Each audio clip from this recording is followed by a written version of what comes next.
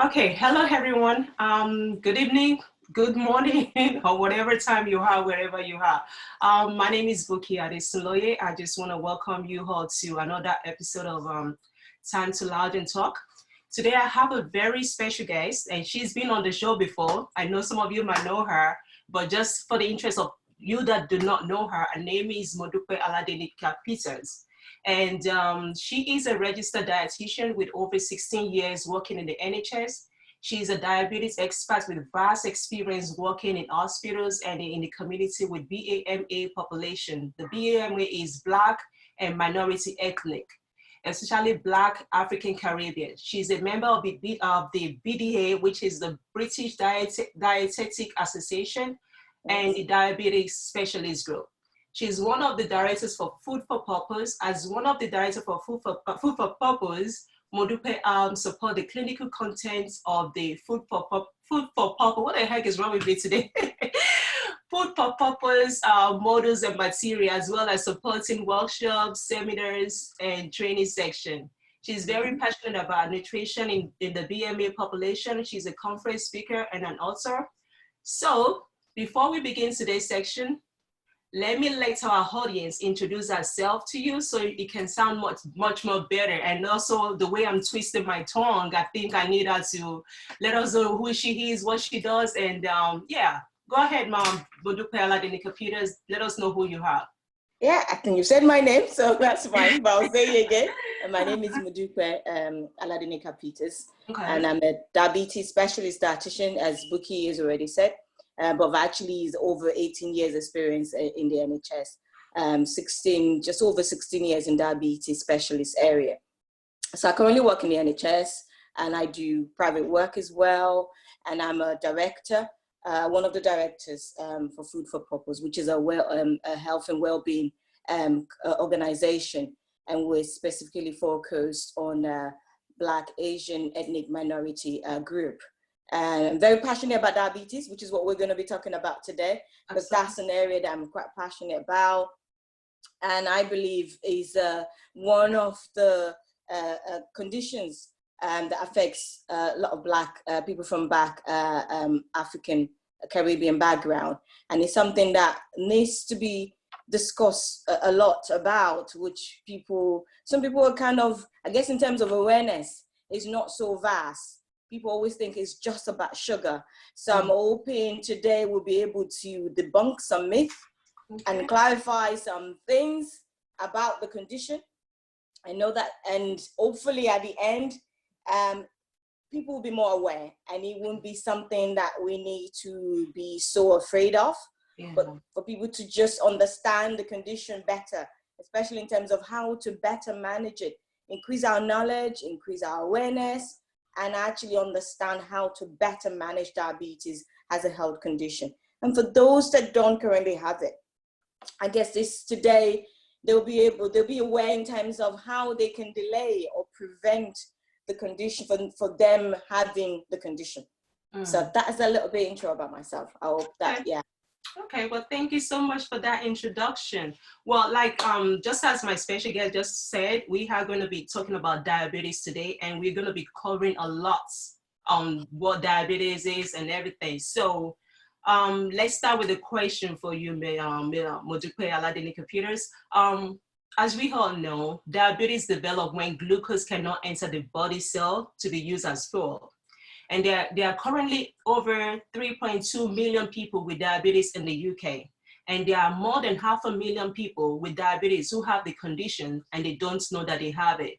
So also being overweight or obese can also lead to some types of diabetes. So this condition, what exactly is diabetes? Can you tell us what diabetes is all about? Okay, I will. Diabetes simply means high blood glucose, so that's high sugar in the blood. Okay. But when you then think about how that could happen, then you have to think about what makes glucose in the blood high. So we have to think about what we eat. So we have to think about going back to the process of digestion.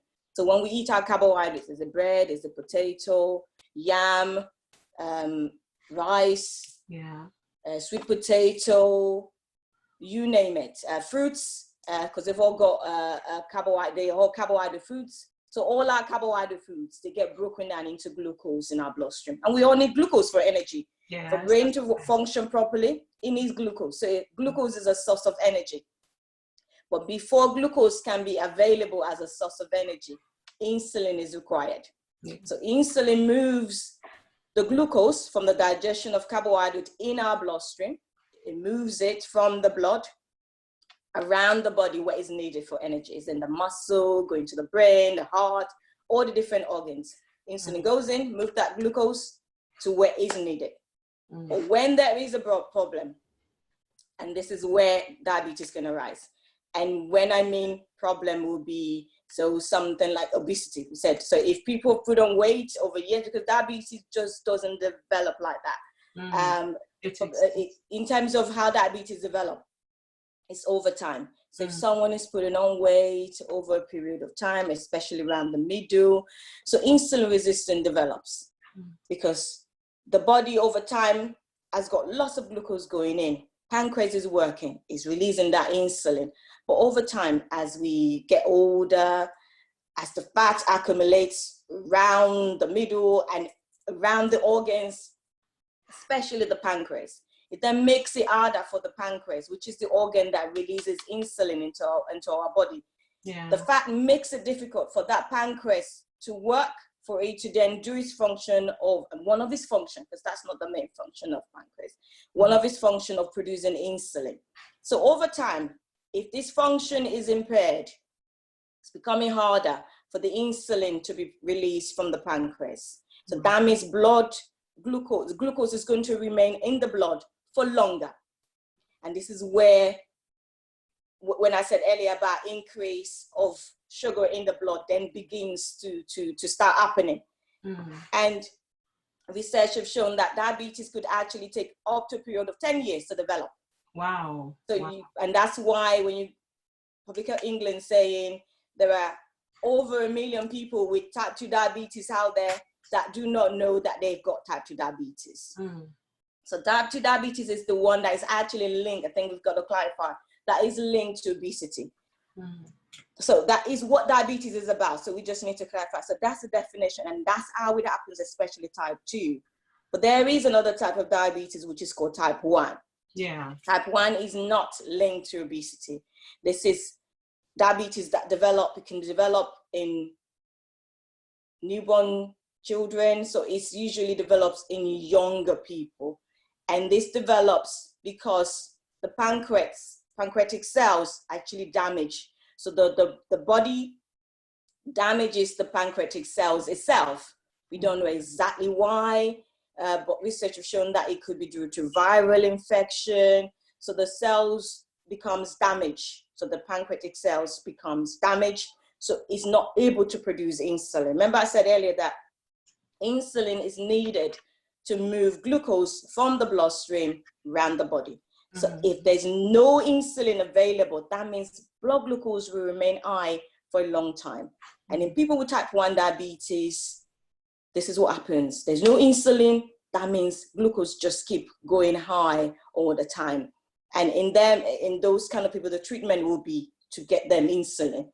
Before insulin got developed in the 1920s, people with type 1 diabetes were literally starved to death because there was no treatment. So they were preventing them from eating, especially carbs, because if they eat carbs, they get broken down into glucose. You then need insulin. So there are two main types, called type 1 and type 2. Type 1 is more in terms of how it develops, in terms of etiology, is more because there's no production of insulin whatsoever.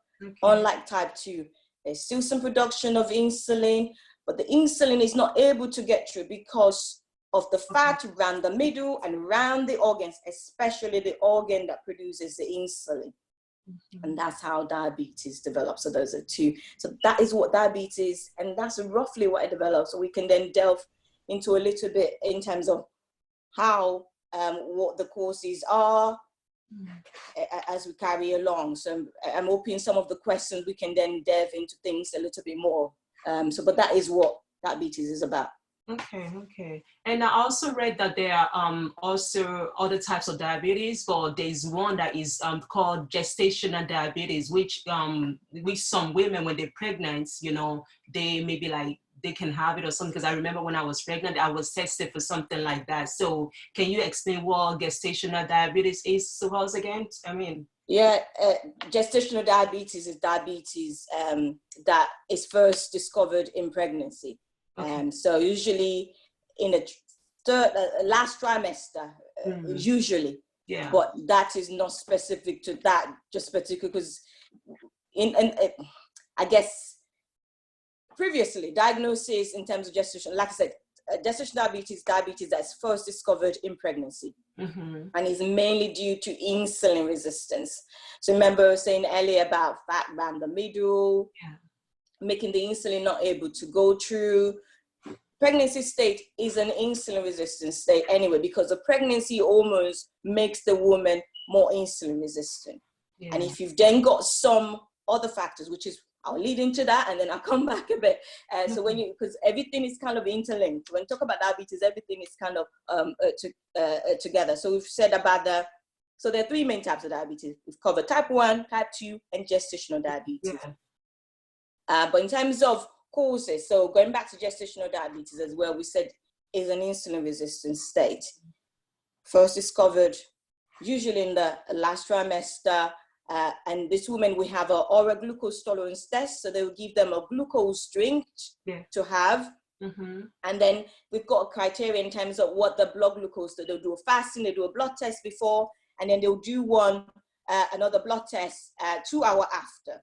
And if it meets the criteria, which is 7.8 in the UK, and 7.8 millimole per liter in terms of the blood glucose level. So if it is a 7.8 and above, those women will be diagnosed as having gestational diabetes, and then they'll be treated because they then need to go on diet. And then if they then need metformin or insulin, they would then put them on it. But we've also diagnosed in women earlier on in pregnancy now. So maybe about 12 to 14 weeks, we do HbA1c. And then that will be, so which is why I said it's not specifically last trimester anymore. Some do get diagnosed quite earlier on in their pregnancy for gestational diabetes. And some of the reason, because they would screen women, is not every woman that would screen. So some of the reason they would screen them would be if they were overweight, so BMI over 30, if they got family history of diabetes, if they got polycystic ovarian syndrome, so PCOS, if they've had a previous big baby, those would be the criteria. So this woman, they would ask them, have you had a previous big baby over 4.5 kilogram and above? That's over 9 pounds in terms of the old conversion. Is there family history of diabetes? Have you got polycystic ovarian syndrome? Have you got higher body mass index? They would then screen those women. They'll put them forward for the test to check for gestational diabetes. And those are some of the causes when we're talking about type 2 diabetes as well. Ethnicity, family history of diabetes, if they've got an endocrine disease or condition, or if they've had previous gestational diabetes as well, then your risk of having type 2 diabetes goes up if you're 40 or over for general population, but we're specifically talking about BMME group, so Black, Asian, ethnic minority group. It's usually from 25. If you're age 25 and above, your risk of having type 2 diabetes, if you've got higher body mass index, polycystic ovarian syndrome, you're Black or Asian, so your risk of having type 2 diabetes then goes up with the more risk factors that you've had. And those are some of those risk factors that I mentioned. So family history, higher body mass index, being Black, Caribbean or Asian, endocrine syndrome, those kind of risk increases your risk. So those kind of factors increase your risk of having type 2 diabetes. Okay. Well, anyway, let's not go into the gestational one, you know, because you said that is being done during the maybe during pregnancy or something Yeah, like that. it's only in pregnancy. Yeah. Yeah. So let's talk about. I know you mentioned that there are two types of the diabetes, which we are talking about, which is the type 1 and type 2. So then type 1 means that no amounts of sugar in your diet or anything in your lifestyle can cause type 1 diabetes. Is that correct? Yes, the main cause, there's two main, let's just clarify again, there's two main types, because there are other types of diabetes apart from type 1 and type 2, but we won't go into that. But the two main types is type 1 and type 2. Type 2, yeah. Type 1 is not linked to diet. Okay. But type 2 is linked to diet. Yeah, okay. We can just simplify, just explanation as that, yeah. Okay, so something like sweetened, sugar sweetened drink, like maybe like what is it called? Soda, soft drink. Are they like linked to type 2 diabetes? Yes, but not directly. I guess I just need to clarify that a little bit. When you eat, when you're in terms of your lifestyle, because lifestyle is a factor that influences type 2 diabetes. Yeah. When you eat in a high calorie food, so it could be high sugar, high fat, and very low fiber, you would gain weight because you're having more calories than you're burning out.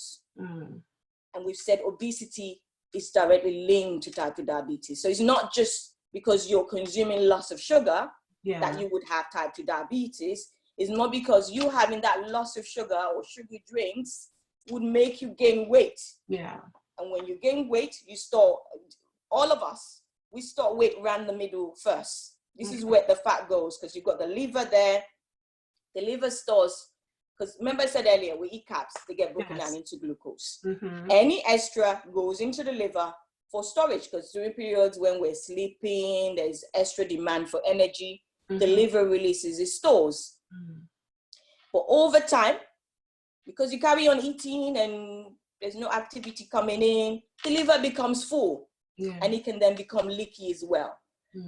And in the blood cells, there is a level for all of us that the blood glucose needs to be kept at. If it's not maintained at that level, then the blood glucose starts going up. Remember I said earlier that diabetes develop over an extensive, up to 10 years. It's not something that just happens overnight. So if, and weight, we always say creeps up on us. Weight doesn't, you don't just go to bed today and then wake up tomorrow and go, it takes time. It's a gradual process. What happened? It doesn't happen. Weight creeps us on all of us. And this is why we need to be self-aware. You need to be aware. Yeah. And then thinking about doing something, nobody would be left. But how do you say is very thin and all, you don't have to be teen. Even for Black Asian minority women, we can't be body mass index of 25. That's not what we're aiming for. It's about making sure that you're maintaining your overall well-being. Make sure you do exercises that will help to tone your abdominal area as much as possible. And reducing those risks, increasing your activity level, because the more activity that you're doing, the more sensitive your insulin becomes. It makes your research have shown, especially with research that are coming out, when we talk about treatment of diabetes, I'll mention that a bit more as well, showing that activity actually is quite beneficial, especially if you know you've got risk of having type 2 diabetes. So it's more about doing that. Being Black is a risk factor. Being Asian is a risk factor. So it's not, minus me in Jesus' name. I don't have that risk. Unfortunately, being from that ethnic background makes all of us at risk. Me being one as well. But it's then trying to do something about it as much as possible. But so that is basically what is happening. We then have to think about signs and symptoms as well. What do we look at for? I know we've said about this cause, the risk factors, but for those that don't have diabetes, is just being aware, things to look at for. So this is where we then go into signs and symptoms. And then when you think about the signs, you've got to think about, going back a little bit, think about what is happening. So there's a level that the blood glucose needs to be kept at. So it's about 4 to 9 in terms of millimole per liter. We use millimole per liter in the UK. I'm sure other countries don't use that. US don't use it. I can't remember what they use, but it's not millimole per liter. So if by the time the blood glucose is going above 9, the body is preparing to start getting rid of it, because the body knows that at that level above 9, it's going to start damaging the blood cells. Yes. So the aim now is to try and get rid of those excess blood glucose in the blood. And it does that by getting the kidneys to start flushing it out, and then passes out through the bladder. Okay. And that is why one of the signs is passing loss of urine. So the body is trying to regulate itself, which is what it does. Kidney comes in, regulates itself. So it's passing out the excess glucose. And why it's doing that, you become thirsty as well, because if you're losing a lot of fluid, you need to replenish. Yes. So the body will be telling you need to drink. Yes. So excess thirst, frequent urination, those are signs of diabetes. Those are classic signs. If you're then passing out glucose, that is energy. Remember we said earlier, glucose is a source of energy. That is an energy source that you're passing out that the body could have been using. Then weight loss would be one of the signs as well. Not very common for people with type 2 diabetes, but in type 1 is a classic symptom, because type 1 is an acute onset. Because like we said, there's no insulin being produced. You're just eating, there is nowhere for the glucose to go. It's not available for energy. And the body knows that it's reached this level, it needs to get rid of it. It doesn't want it. So that is energy source that you're passing out. So someone with type 1 will lose a lot of weight. Yes, it can happen to someone with type 2 as well, especially if the diabetes is left undiagnosed for a considerable period of time. So they will lose. So we've got frequent urination, test, passing, you're losing weight. So losing weight, and then if you're losing weight, you're passing out energy, you become tired, really tired and lethargic. And that's one of the signs, to become really tired. And another sign would be blurry vision. Some people get blurry vision as well. I always mention this when I do talks on diabetes. I remember when I was newly qualified, I did my training in Leicester. The first time I saw someone with diabetes, I actually lost his sight, this poor gentleman, because he wasn't, his diabetes wasn't picked up in time. He's actually lost his sight by the time he got diagnosed with diabetes. But the blurry vision, especially at the point of diagnosis, is reversible. It's more because there's high level of glucose at the back of the lens. So it's making the lens all clouded up. And when the blood glucose level become regularized, the vision returns back to normal. So there's another classic signs in terms of signs and symptoms of what is happening in diabetes. So those are things to look at for. So if especially there's family history of diabetes and there's those signs, you're feeling really tired, really lethargic, frequent urination, especially in nighttime, loss of taste. I mean, really dry. Some people even get really dry mouth. Weight loss. Go have a check. Go have a test. Do that. Don't wait till you start getting tingly fingers. Then it's progressing, or the blood glucose level is really high. And those are some of the symptoms in terms of what's happening. And we said some of those, especially with the frequent relation, is linked to the kidney trying to excrete the glucose. Yes, the glucose in the bloodstream. And if this is left untreated, and this is where damage can then set in. But we'll look at some of the complications of diabetes later on. We'll talk on that later on. But that is what is happening. I guess it's then going back thinking about, we've said about the age of onset. Just to remind us again, from people with from our background, so Black descent, it's usually earlier on. It's from age 25 onwards. But type 1 could be from a month old, really. A month old, really, it could be the onset, because we said it could be linked to an infection and the cells get killed off, unlike type 2. So it's more linked to lifestyle. And this is why treatment is more about making lifestyle change, exercise and diet, which we'll talk about a bit more later on. But that is just going back and just answering your previous question. Yeah, well, thank you. That was my next question anyway, to ask you for the signs. But I also, I understand that, you know, the warning signs, that they can be so mild that people can hardly notice it, especially the type 2 diabetes. So I just want to find out, how accurate is this? Because some people, because it's so mild to notice, it takes time until maybe some cells or some things in their body start to get damaged. That's when they will now know. So I just want to find out, how accurate is this, you know, with this study, that it takes time for the warning sign to start showing up. The reason for that will be, remember I said earlier about diagnosis could take 10 years. There are over 1 million people out there with type 2 diabetes that they do not know they have it.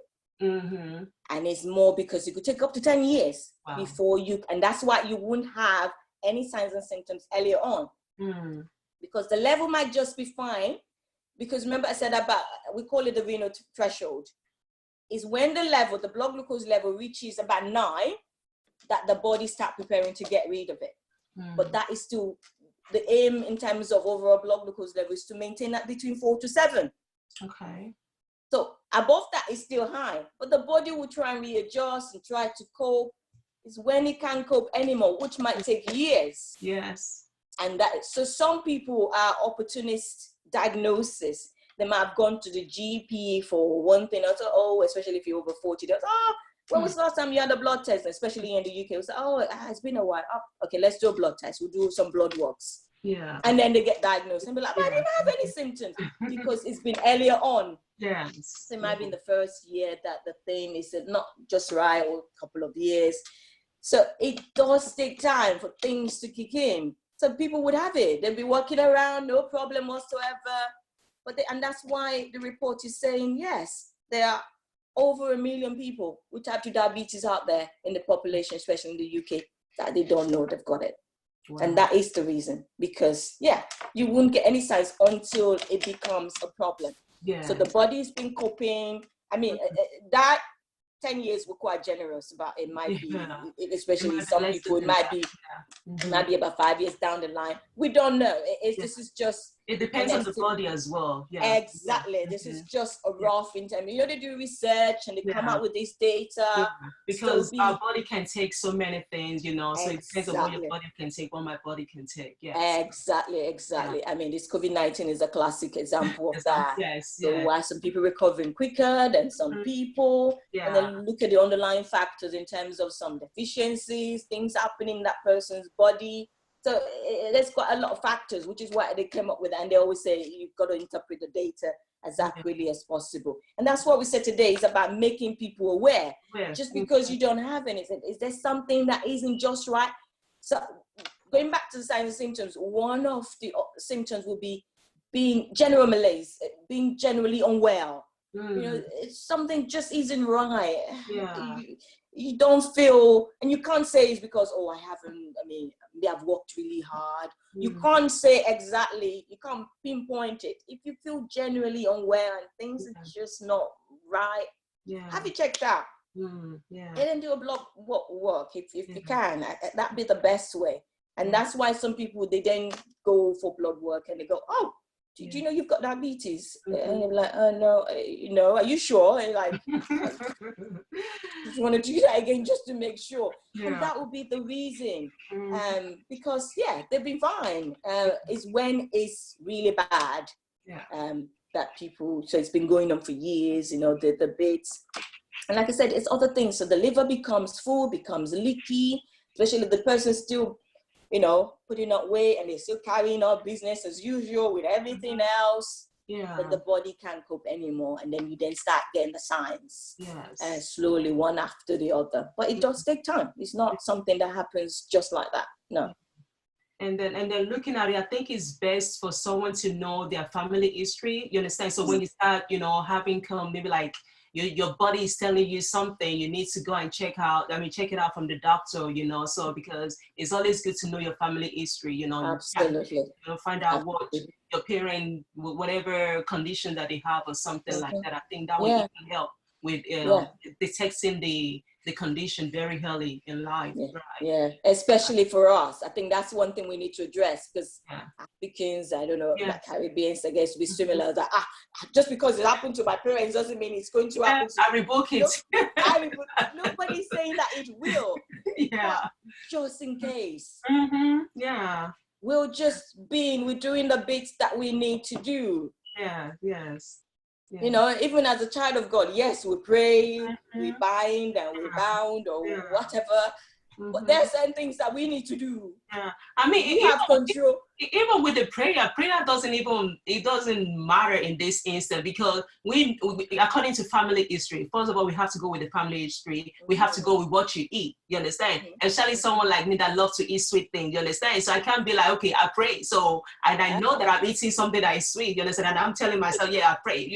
Prayer has got nothing to do with it. You understand? You will bind all the sweetness in that food, and it will not affect you. Yeah, and you're saying you revoke it. There's nothing like revoking here. You understand? It's about taking care of your body, taking care of your body. And about having self-control. Yeah, the Bible doesn't say you should eat everything that's food in front of you. I see some people at parties, it's like they don't have food in their house. And you're like, seriously? Do you need to eat like this? I think sometimes, on a serious note, people just need to have self-control about everything, especially things that goes into our mouth. Yeah, we have control over that. Just because it's there, is available, doesn't mean you gotta close your eyes and just be like, don't look at me. This is some food, you know. And also, you know, I think when you get to some certain age, you understand, you need to know that, you know, there's so much that my body can take. You understand? So if you're the type that likes to eat sweet stuff, you need to be like, you know what, I need to cut down on this. If you like to eat maybe like too much carbohydrate or something like that, you'd be like, you know what, I need to cut down on this. So, you know, once we get to that certain age, we need to watch whatever we eat. So absolutely, because as we get older, our body slows down. You can't. That's normal course of nature. Yes, yeah. We don't require as much energy as when we were in our 20s, in our 30s, or even in our early 40s. It's not the same anymore. Yeah. There's less in terms of energy that we're going to need. So you then have to control the amount of things. You can't eat the same as you ate in your 20s now that you're in your late 40s. Yeah. You can't do that without expecting some repercussion. As long as you're prepared for the repercussion, then so be it. No one can ever be prepared, especially when it's going to cause some damages on the body. I don't know. Yeah, but I guess it's making the best decision. Yeah. And then sometimes we have to be intentional. Yes. About our health. We've got to be intentional about the choices that we make. Yeah. And I think, it's time that we just need to do that. Yeah. Okay. So let me ask, with all these type 1, type 2 diabetes, are there a treatment for diabetes? And if so, what are the treatment for diabetes? Yeah, there's treatment. Type 1, as we said, the treatment is insulin. That is the main treatment. Okay. They need, for someone with type 1 diabetes, if they're not treated with insulin, they will die. They're going to go into diabetic ketoacidosis and they will die. Within a couple of weeks. Wow. Yeah, even days. What am I talking about? Because you can't, they can't eat, because if they eat, there's going to be carbohydrates in the food. Yeah. Because the brain needs glucose. The brain still got to convert, even if they say, they're going to be no carbs and it's going to be protein and fat. The body has to process some of those other nutrients that they're getting in, convert it to glucose. And for glucose to be available for energy, you need insulin. So they need insulin injections straight away. Okay. So with someone like that, before they get diagnosed, they usually go into a very acidotic episode. They're very ill. Very unusual you see someone with type 1, unless maybe the parents, the children, because usually children, they're very observant and they picked it up in time. So they get them treatment, very quickly. So then they won't go into an acidotic, diabetic ketoacidotic episode and they'll be fine in that sense. But they need treatment, which is insulin. Okay. And then diet would then come in. So treatment for type 1 is about carbohydrate counting. So we estimate the amount of carbohydrate they're eating, we match it with the insulin. That is the treatment. So they're having the right amount of carbohydrate, we match it with the insulin. So blood glucose level will be kept within the acceptable range. That will be the treatment. Obviously, lifestyle choices then come into it, but that is more for long-term health, like heart health, cardiovascular health, so their overall health. But in terms of the diabetes treatment, is carbohydrate matching it with insulin. That is the treatment for someone with type 1. Other things is more lifestyle in terms of the cardiovascular health, and that is more long-term. Bowel health, for example, but that's more long-term. Okay. On the other side, treatment for someone with type 2 is lifestyle change. The first treatment is to try and get them to lose some weight if they're overweight. But I have to stress, not necessarily everyone with type 2 diabetes is overweight, or should I say obese? Overweight, yeah. They might be slightly overweight, but it wouldn't be that they're on the extreme, which is why I said in terms of, I've simplified it in terms of saying it's type 1 and type 2, because there are all the types of type 2 as well. And there's type C as well, or type 3, but we won't go into that because that's quite complicated. But if you're looking at a simplified version of type 2, it's more about lifestyle change. So get them to change, to modify their diet, make changes to get them to lose some weight. And we've actually got, in terms of the UK, there's a direct trial, it's called. It's a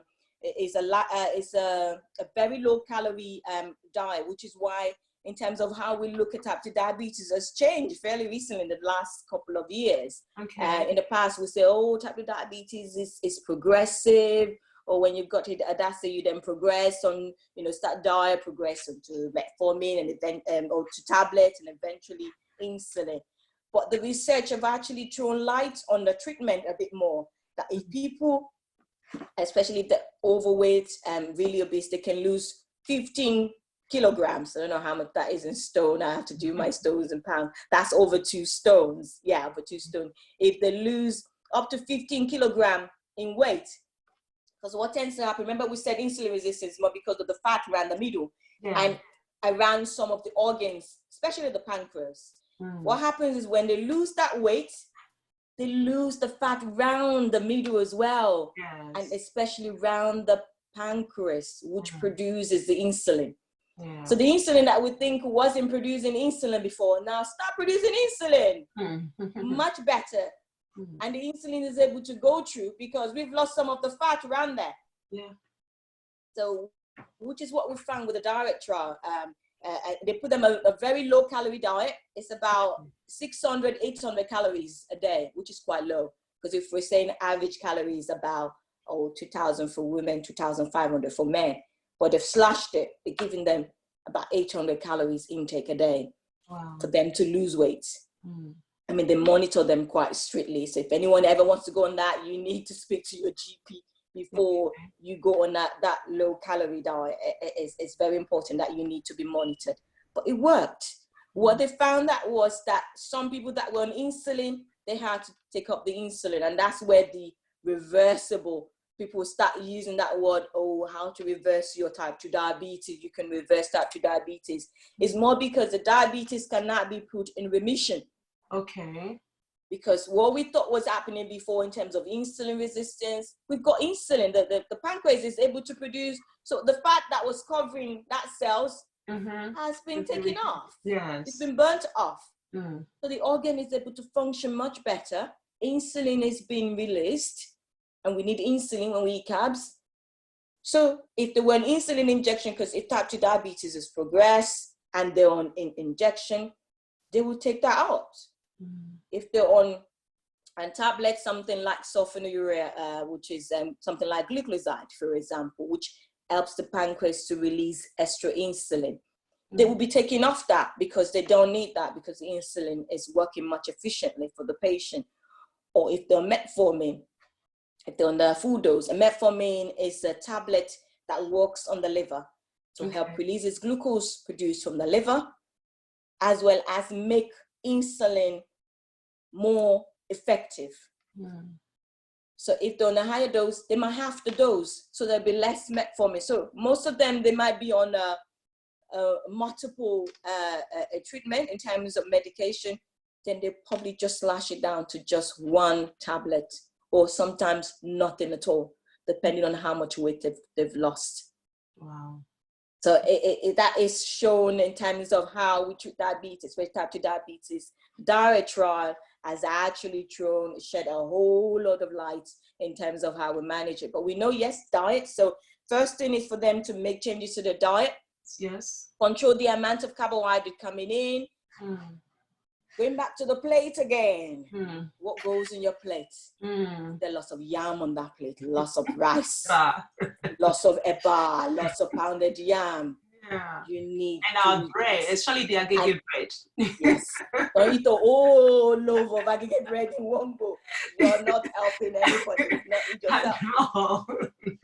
Think about how much glucose you're gonna need. Yeah. Think about how much insulin you're gonna need. And if it's not available, you're just gonna struggle. You're making your pancreas work extra hard. And yes, and over time, yes, you might not be able to perform that function. So it's thinking about the quantity. So again, on the plate, half plate, vegetables or salad. The remaining half is split in between the bread, the yam, pounded yam, and the protein. Okay. So what goes in the plate matters, because if there's less carbs eaten, that means less glucose is going to be produced, and there's going to be less requirement for insulin. Okay. Especially for someone that's starting on the journey of having type 2 diabetes. Okay. So it will be better managed. So blood glucose level would not be rising above acceptable range. So if diet is not able to help, because the condition does progress with time, would they then need treatment? Would they need tablets in the first instance? Or would they then progress, because they could then progress onto insulin? But we've said they might not need to if they lose some weight. Yes. If they lose some weight, they might not need to progress onto insulin. It might be okay, maybe they need some tablets. Because age is a factor. That's one thing we didn't mention earlier in terms of the course. Because as we get older, things slows down, we said. And some of those organs, they get old as well. Yeah. Yeah. And that age might be a factor in some instances. And that might be the reason why the person might need medication, not because they haven't done the best they can with their lifestyle change or make the changes. If they made the changes, but yeah, it's the readings are creeping up, then it might be they then need to progress onto a tablet, maybe metformin, or sulfonylureas like glycoside, or some injectables before they can then progress onto insulin. But there are treatment available. So diet, as well as medication and insulin, will be options for type 2. So those are the options. But we said again, going back to losing weight might be a factor. And activity as well, because it makes our body more sensitive to the insulin that the pancreas is producing, especially in type 2. Most especially in type 2. With type 1, is more about insulin and the carbs. That's the core treatment. Everything else can then follow, but the core treatment is the carbohydrate and the insulin. But for type 2, there's so much that can be done. Could we prevent it, like we said, or delay it? But at the same time, if it has happened, if you're on tablets, take your medication as prescribed. Don't go, oh, today I shan't take, if you're metformin, or today I'll leave them. I feel really well today, I'll leave out the metformin. Or tomorrow, or because I'm going to eat pounded yam tomorrow, I better take that metformin because I'm going to eat this. It doesn't work like that. I've explained what they do in terms of function. Metformin would not directly bring down your blood glucose level. What it's doing is working on your liver to help reduces the amount of glucose, because that is going to be broken down, released from the fats conversion. Because what happens during periods where we haven't eaten for a long time, or whilst we're sleeping, the liver stores kicks in, because that's what they do. But when you're metformin, we don't want the liver stores just to be kicking in willy-nilly, because we know your blood glucose level is not under control. We want to get it controlled. So the metformin goes in to do that, as well as make your body respond better to the insulin that is still in your system, that the pancreas is able to produce. So that's what it does. So unless you're injecting insulin, then that works directly on the carbohydrate foods. But whatever medication that you're on, you need to take it as prescribed. Is it injection? Is it a tablet? It's very important that you take your medication as is prescribed. If you're then struggling with it, go back to the prescriber. Tell them you need a review rather than decide, okay, today I should take it. Yeah. Tomorrow I should not take it. Yeah. It doesn't work like that. So it's best so that you get the best out of that medication. Go back to them. If you're struggling with it or you don't understand how to take it or it doesn't agree with you for whatever reason, go back to them. Have a discussion with them and make sure that you're taking it as prescribed. But those are the treatment.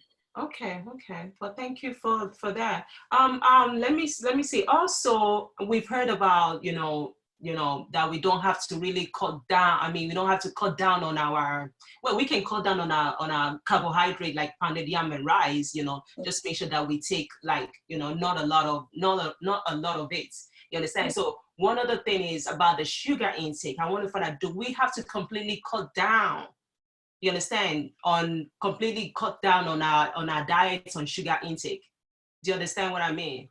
Yeah, they need to cut down. I guess what you're trying to say is cut out. Completely. Cut out. Yes, cut out. Yeah, cut out of it completely. Yes. Cut out. Yeah. Obviously, sugar drinks. They can't have sugar drinks. And when I say sugar drinks, it's not just about the sugar drinks being sweet, because you can get no added sugar or the ones with sweetness in them. Say zero sugar Fanta or zero sugar cola type drinks. Those are fine to drink, but you can't be drinking ordinary type Coca-Cola or ordinary type Fanta because they're liquid, or fruit juices or orange juice or pineapple juice, Five Alive or Oasis. They're sugar drinks. You can't have sugar in a very liquid form that will get into your bloodstream very quickly. It's going to spike blood glucose. If you've got diabetes and you're taking sugar drinks, especially type 2, unless you have a hypo, which is low blood glucose level, and you then want to treat it. And it's not because, I feel low, I have to take, or Lucozade. Lucozade is one that is very common among Africans. I don't know about Caribbean, some Africans. And I was I haven't got energy. I need to take the Glucosade. Yeah, I have to take glucose to have energy. Who told you haven't got energy? There's not a lot of sugar in it. Yeah, so actually, in the UK, the sugar content is lower now because of the sugar tax. Yeah. So they reduced it, but still not ideal. So anything in liquid form that's got lots of sugar in it would raise our blood glucose level quite quickly. Yeah. And we want to avoid and drinks like that, or foods that you then, someone with type 2 diabetes, say for example, their blood glucose level is well controlled. HbA1c is fine. It's like 48 to 58 minimum, which is the ideal range. So they can still have sugar in small amounts, which should be fine, will be acceptable as part of their healthy, balanced diet. But obviously, someone that they know the blood glucose level, the HbA1c is not right. Yeah. They've also got 1 or 2 complications of diabetes. We absolutely know they want to be really strict with their diet, being conscious of how much in terms of carbohydrate portions they're having. And sugar is a carbohydrate as well. Sweets are all carbohydrate. So you're looking at your overall carbohydrate, but you need to avoid added sugar. So in your tea or coffee, try not to have sugar. Use sweetness instead. There are, lots of sweetness out there that is much healthy that you can have. There's Splenda, there's Stevia and Stevia that you can use instead of sugar. And honey still counts as sugar. It might be natural, but it's still sugar. Body recognizes it as a carbohydrate. It would process it into sugar in your bloodstream. Wow. And would affect blood glucose level. Wow. So honey is a no-no as well, is that correct? If you've got type 2 diabetes and absolutely know that it's poorly controlled. Wow. And it's not because of the complications. We'll talk about complications soon. And that is the reason you want to, I always say, I want to live a good quality life. What is the point of eating all of this? And then down the line, a few years time, especially if you've got type 2 diabetes and then you're poorly, you're in and out of hospital because of one thing or the other. Why? Because of honey or one sweet thing? I don't know. That's me personally, but we're all different. But which is why we said earlier about being intentional about the choices that we're making. I think that's quite important. You got to be intentional and understand why there is a need to make some choices, especially if it's about your health. I think it's quite important. Be intentional about the choices. So yeah, no to sugar, but you can eat. And then the type of foods that you need to eat needs to be healthy and well balanced. So lots of vegetables, fruits, limits, especially if you've got diabetes, limit to about 3 portions in a day. A portion would be about a handful. But lots of vegetables, a variety of vegetables. And if you're having grains, so things like rice, could it be brown rice or basmati rice, bread, brown bread, whole wheat bread, those would be better choice rather than white and then Dorita bread, like agege bread that we said earlier. It's very doughy, very dense. You just eat it and then you start drinking water on top. No lunch, no dinner. You just have your breakfast, which is not ideal. And someone with diabetes, especially, needs to eat regularly, 3 small meals a day to help keep blood glucose stable across the day. Is very important. 3 small meals. You can do a no cap, especially if you're not on insulin, that is, unless you want to inject insulin. If you're doing say salad or just vegetables with fish and there's no carbs there, which will be fine. But just make sure that you discuss that with your healthcare team. So because if you're on insulin, they need to discuss that with you at great lengths to make sure that you're not injecting if there's no carbs in, because if you're injecting insulin and there's no carbohydrate, your blood glucose level will drop. Because that's what the insulin is supposed to do. Insulin is supposed to lower blood glucose level. And if there's blood glucose level is too low, it's just going to get too low if there's no carbohydrate coming in. And that's why it's quite important. If you're making any changes, discuss with your healthcare team. So I'm just giving generalized advice here today, not specific advice to anyone. It's quite important to discuss on a one-to-one, so on an individual basis with your healthcare provider, just to make sure that you've got individualized advice from them. Okay. All right. Well, thank you so much for that. One other thing is, I understand that fish is very good for people with diabetes, and also fish like maybe oily fish, because fish is a good source of protein, and it also contains vitamins and minerals. And they say example of fish are like maybe like salmon fish or something like that. Apart from salmon fish, is there any other fish that you can recommend for people that have diabetes? Fish is good for everyone, not just for people with diabetes, for all of us, whether you've got diabetes or not. And recommendation in the UK is 2 portions of fish a week, one to be oily fish. So we say oily fish, so like salmon, mackerel, sardines, pilchards, those are oily fish. So 2 portions a week will be what you want to aim for. And like I said, they've got omega-3 oils, which are good for bones, joints. So they're very good for joints. Apparently they help with memory as well. So they're good for that. So they've got the omega-3. They've got good type of fat in them. So polyunsaturated fat. So they help. So those type of fat help in terms of the cholesterol level. They help the good cholesterol. So they help to bring down the bad cholesterol in the bloodstream. So they're very good for that. So oily fish, so 2 portions a week. So like we said, salmon, sardines, mackerel, sardines, pilchards, the whole oily fish. Tuna, fresh tuna would be an example, but fresh one would be, rather than the tin one. For tuna, it has to be fresh tuna that will count as oily fish. But others, sardines could be tinned, pilchards could be tinned as well. Even salmon could be tinned. So those tinned mackerel, they will count as a 7 of oily fish. So recommendations to a week. But you could have more than that, unless there was a reason why you couldn't have it. So in pregnancy, no, though, not more than 2 sevens a week in pregnancy. But if you weren't pregnant, it'd be fine to have more if you wanted to. Because of those benefits we've said earlier. Okay, so fish is quite good, and it's good for everybody, not just people with diabetes. Absolutely, absolutely. Okay, that's good. Thank you for letting us know about that. So fish is the diet now. Fish is going to be in our diet now from now on. Yes, it's going to be in the diet. It shouldn't be the main part. You can still have red meat, because red meat but not every day. Maybe 2 or 3 servings a week again, because some people eat red meat, because red meat is rich in iron, is a source of protein as well. So we cannot underestimate that, because women, especially of a certain age, they do have a low HB level. And red meat is the richest source of iron. Get iron from other sources as well, but which is why, going back again, a healthy, balanced diet. Don't just cut something out of your diet unless there was a reason where you're told. And if you're told, ask why. If someone asks you, oh, don't have this particular food group, ask them why. Because if not, then you then be deficient in something. Because I know people that say, oh, I've been told I should not eat meat. Oh, meat is very bad for you. I just eat fish. I was like, no, it's about balance. Yeah, you can have red meat once or twice a week if you really want to consciously cut back, but not just eliminate it totally from your diet, unless you can then say, oh, I'm going to have more green leafy vegetables, so okra, wedu, spinach, ugu, okazi leaves. So you've got kale leaves. So you can get iron from all the sources, rather than, oh, I'm just going to cut it out, or you haven't replaced it with something else.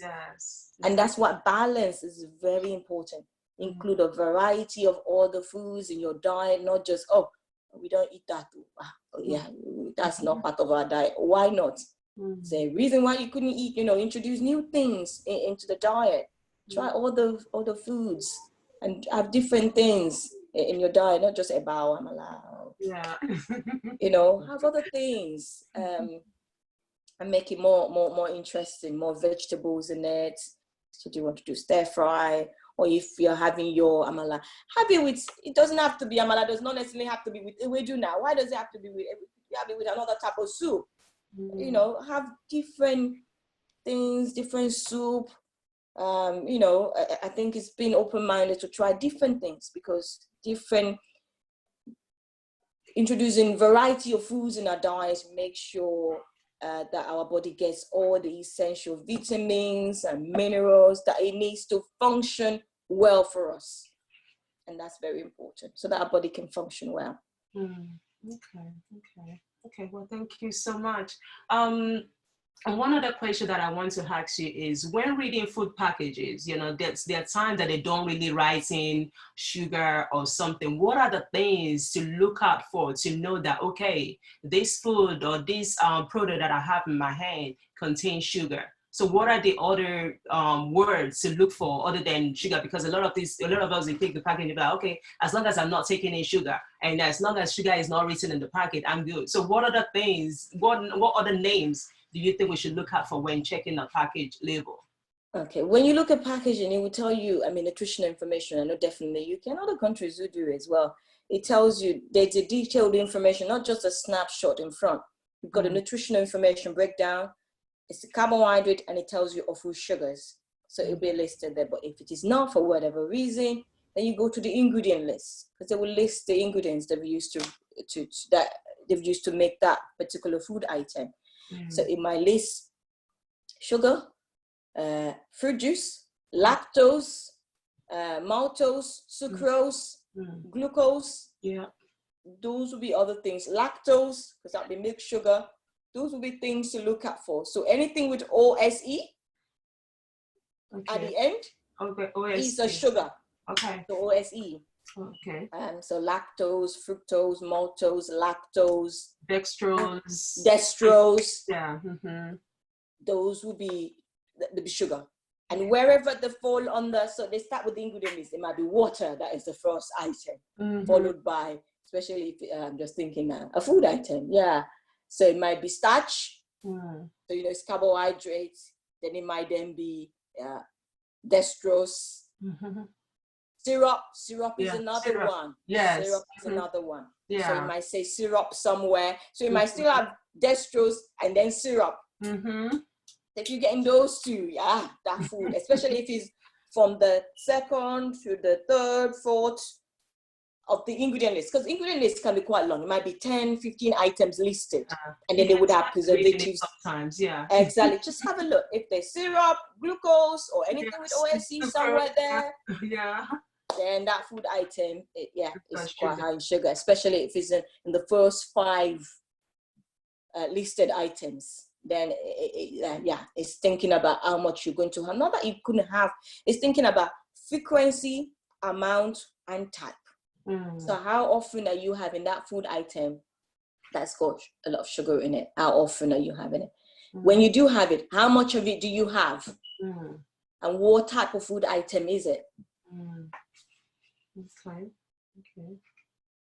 Okay. And what to cut down on sugar intake, what is the recommended daily amount of sugar that we need to take in? Because I think there's a recommended daily amount of yes, sugar. Recommendation is 25 grams of added sugar a day, which equivalent is about 6 to 7 cubes of sugar. So depending, so if we're saying 5 and 6, about 6 cubes of sugar roughly a day, added sugar. Remember, this is added. Some food items have already got sugar added in them. So that is including that. It's not just the bit that you're adding yourself. So some food items have got, even ready prepared foods, they've got added sugar in them already. So that will count as your added sugar already. Biscuits, it's got sugar added. So those are, I mean, if you're someone that have cake, it's got yogurt has got added sugar in it. And I also had ketchup as well that's got some sugar in it. Ketchup, absolutely. Ketchup has got added. So you're adding all of that together. So it's not just the bit that you're adding. Super malt has got added sugar in it. Oh, don't even talk about that. I just remember that thinking, let's mention that. All this malt is in Maltina, or Afri malt, super malt, Guinness malt, or whatever. Is it Malta Guinness? Malta Guinness, they're full of sugar. Yes. If you look at the carbohydrate amount, and it's in liquid form again. They've got lots of sugar in them. So it's thinking about where is it, which is why I said earlier again, frequency, amount, and type. Yes. They're not saying, oh, you remember when you said about cutting down, say there's difference between cut out and cutting down. Yes, we can cut down. I think we can all afford to do that. We can all afford to cut down on our amount of sugar. How much drinks could you then buy? Added sugar ones if it's available. Or do you want to then stay off and just drink mainly water? Or could you flavor your water using cucumber sticks, for example? You can do cucumber slices, lemon slices in your water to flavor it. Because that's one way, so that it's not just water. Water can be boring. I've got to put my hand up and say that. I've got to be honest. Or it doesn't taste sweet, like when you're drinking soft drink or something like that. When you're drinking Coke or Fanta. Exactly, especially if you've been used to drinking, then you're making that choice. So it'd be maybe done by ordinary type one, by zero sugar one, and gradually make that, step. Or if you would have 2 cans a day, could you have it and do 1 can and gradually cut back? Any change takes time. Nobody just goes and make change. I mean, some people do.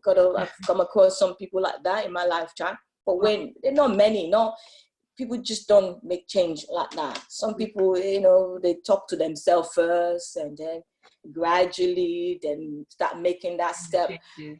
You've got to be intentional about it.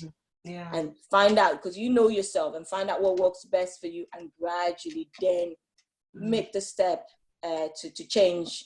Gradually. But it's thinking, flavoring your water. Think about other things, lemon, or could you use squash? No added sugar squashes. Or even orange slices. You can slice in your water just to flavor it. It's finding things to help you. So you can then increase your fluid, because our aim would be 1.5 to 2 liters of fluid every day. And we should all be drinking, because it helps.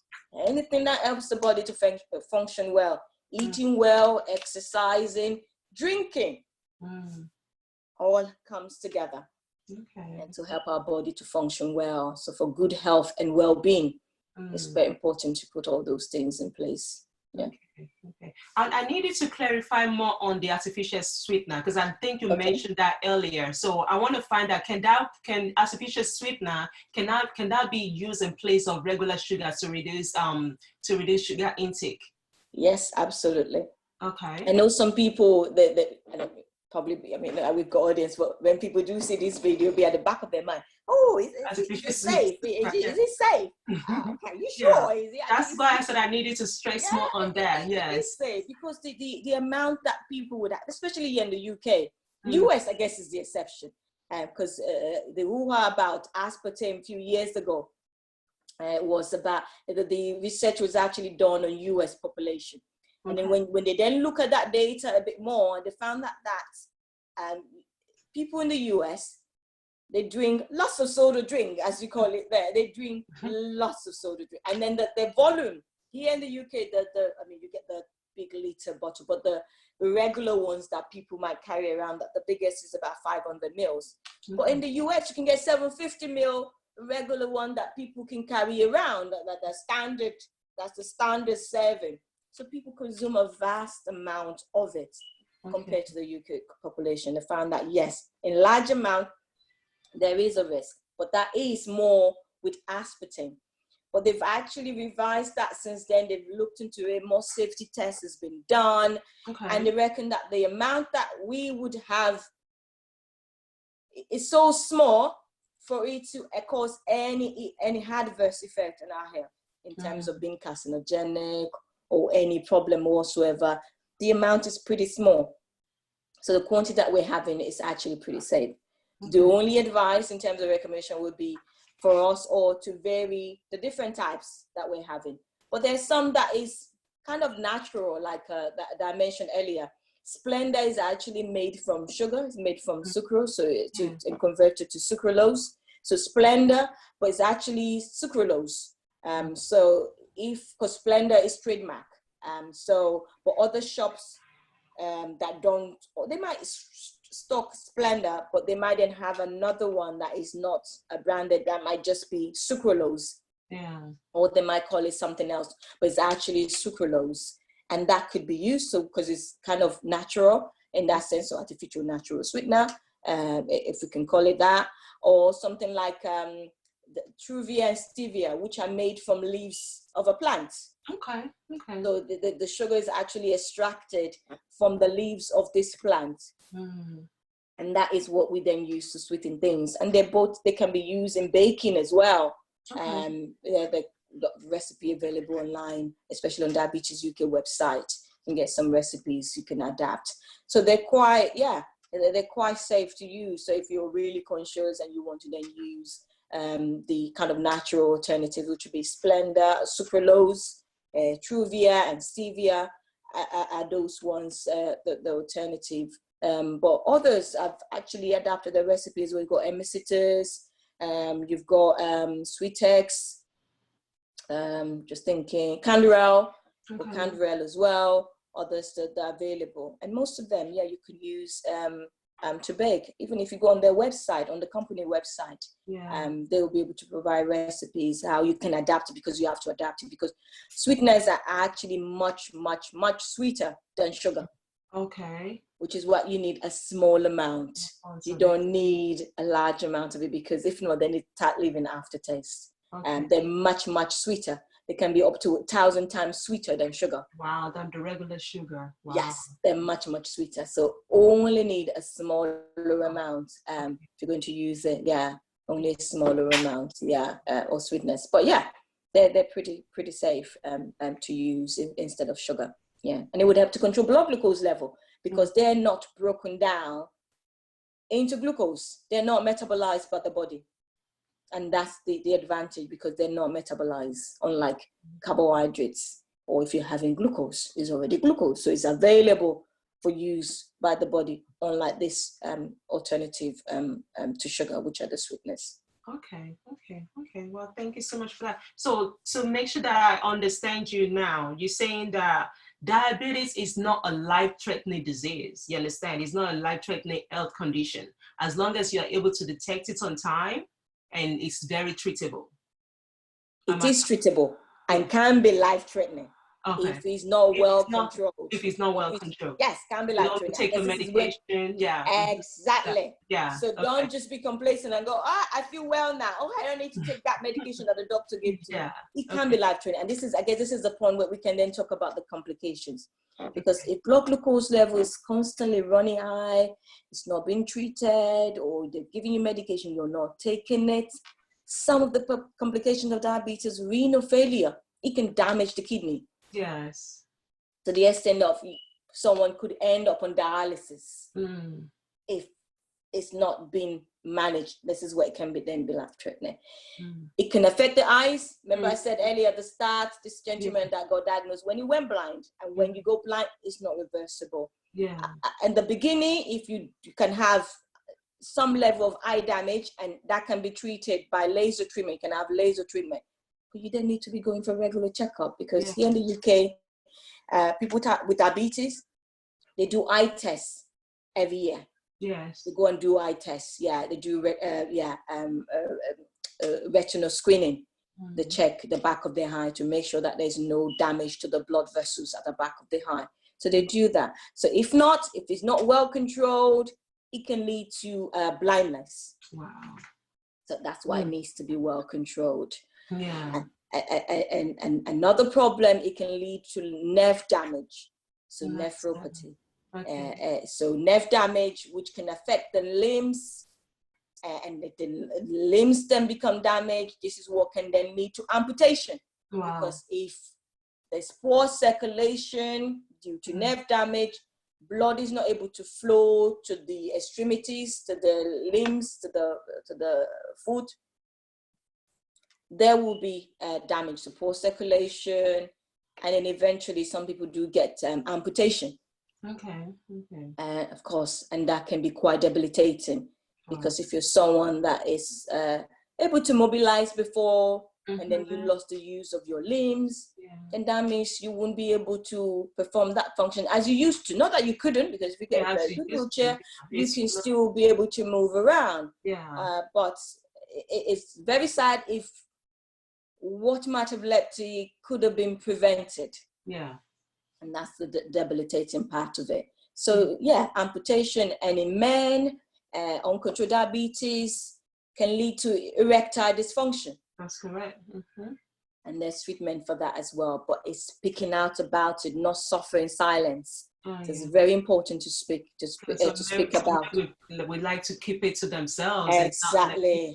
And then this could affect their health as well, especially their mental health. And it's about speaking out. So those are some, and in women as well, can lead to dryness down there. We've got to talk about these things and not keep quiet about it. So it can lead to dryness, and then it affects the enjoyment of sex. It would affect them. So it's about, and this is all because of poor control. Because remember, all those parts we're talking about, there's nerves involved in managing those areas. So if they're constantly being coated with high blood glucose level, they'll become damaged over time. And this is why I said, no, we can't say that it's not life-threatening. It can be life-threatening. Can be, if it's not well controlled. And the other thing that poor control diabetes can lead to is affecting the digestive tract. We call it gastroparesis. Nerve damage again, because it affects the gut motility. Because if food is not able to digest properly, it affects everything. And that's why some people initially might be reflux, but in the end, even the way food is processed, it would then mess up with their blood glucose level. Because the way food becomes digested is different, it just affects quite a lot. So food is not well digested, and that's gastroparesis, because the nerve that controls the digestive tract has been damaged. So those are some of, and of course the others is heart attack and stroke. Some of the complications of diabetes as well, and it's all mostly down to poor control. Doesn't necessarily mean that is an absolute, because it's not just people with type 2 diabetes that suffer from complications. People with type 1 suffer from complications of diabetes as well, and we cannot be remiss of that. That sometimes, especially with type 1, it's not because of poor control, it's more because of the duration of the disease. So the diabetes, someone diagnosed with type 1 diabetes at age 5, they're now in their 60s. Wow. There will be some element of damage, but this is not conclusive again. It is an individual basis, and this is why going for routine checkup is quite important. Routine checkup, because everyone's different. You can't say, oh, I know someone with diabetes, they didn't take their medication and they were absolutely fine. So I'm sure I'll be absolutely fine as well. Yeah. I guess our fingers are not equal. Yeah, that's why we said earlier that our body, we have different bodies, and the way our body reacts to things is just different, you know. So you can't be like, you can't use the example of Mrs. A and compare it to yours. It's not just, no. That is the doesn't work like that. But I guess it's, like we said, it's been aware, and I'm hoping that this session has helped to raise that awareness, and also stress the need for, especially if you've got diabetes, to make sure that you're keeping in touch with your healthcare provider. Make sure you're having the necessary tests, and some of the signs to look out for if you haven't got diabetes. Be aware, and as Bukky mentioned earlier, be aware of your family history. Yeah, very important. Very important. So you can put some things in place. God helping us all. And then do what we need to do. I think that's quite key. So it's quite important that we're intentional. Again, I keep saying that, and I keep, saying it.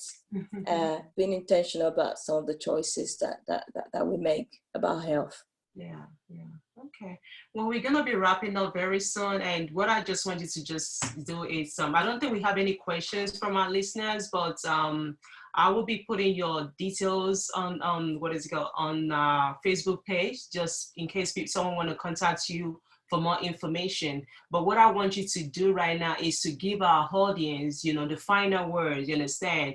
Just maybe one of them might know someone who has diabetes, or maybe they have diabetes themselves, just give them the final words. Just maybe they might be like, there might be someone out there who's like so nervous, doesn't know what to do or something like that. Just some final words. Yeah, I think the key thing, before we start that last discussion, it is treatable. Okay. I work with people with diabetes day in, day out. It's treatable, and it's manageable. I know a lady with type 1 diabetes. She's going to be 70 this year. I can't remember what age she was diagnosed. I think when she was a teenager. She still works. She's actually still working. She's, she's on a pump now, and she's managing really well. So just because you have diabetes is not the end of the world. Yes. It's not it is absolutely treatable. And read more about it. If you want to contact me, I'm happy for people to contact me. But as I keep saying, be intentional about you wanting to do something, because at the end of the day, and we could post this out there, people can talk to you. The decision still lies with you as a person, either living with it or scared that you might have it. But it's just knowing that it is treatable and there's light at the end of the tunnel. But be open-minded and be willing to learn and be wanting to do something about condition. And for those that don't have it, I think we both apply, Bukky and I. It's just doing things about health. I'm always aware, I guess, maybe because I know better.